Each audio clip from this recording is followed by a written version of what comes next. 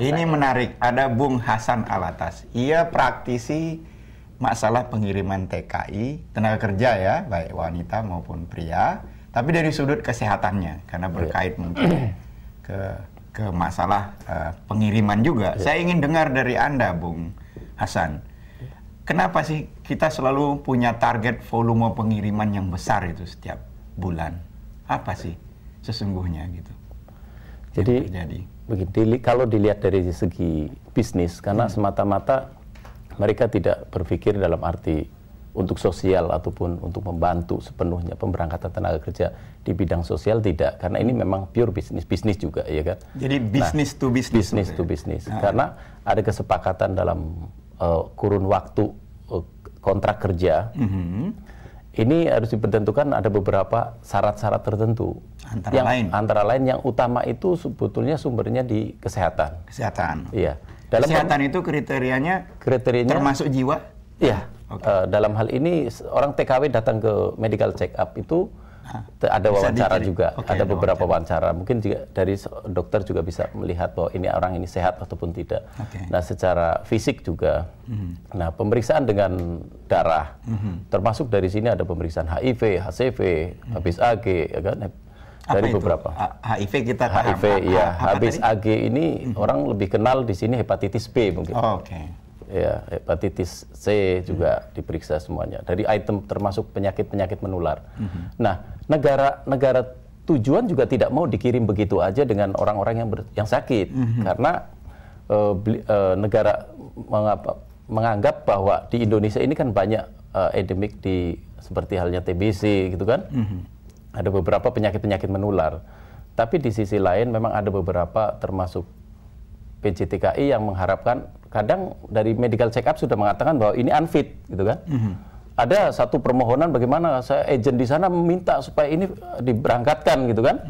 Bagaimana caranya? Saya tidak bertanggung jawab karena Anda nggak usah tanggung jawab, bahwa kita yang bertanggung jawab. Kita tidak urusan dengan agent ataupun dengan PT kan, karena kita mempunyai tanggung jawab dengan kesehatan negara tujuan, Departemen Kesehatan sana.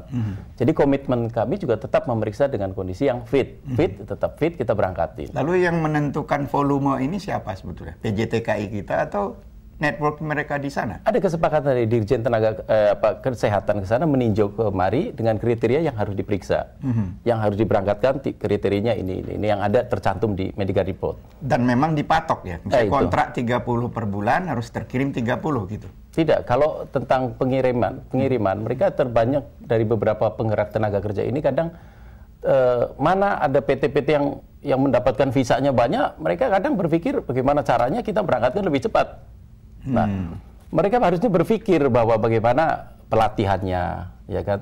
Sekarang sudah diterapkan, alhamdulillah, dengan pelatihan kesehatannya, sudah dengan pembenahan sistem aja lah, sistem yang ada untuk pemberangkatan. Sebab ada beberapa yang pengalaman kami periksa medical itu TKW ini fit berangkat.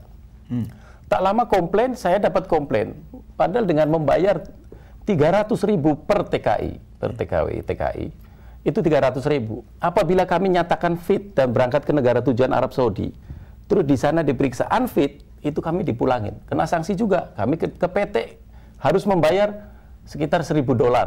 Termasuk pelaku praktisi pelaksana kesehatan. Tapi agent di sana saya wallah alam ya dengan itu. Tapi ada beberapa pernah kejadian mereka fit betul periksa. Berangkat di sana sebetulnya fit. Ini unfit.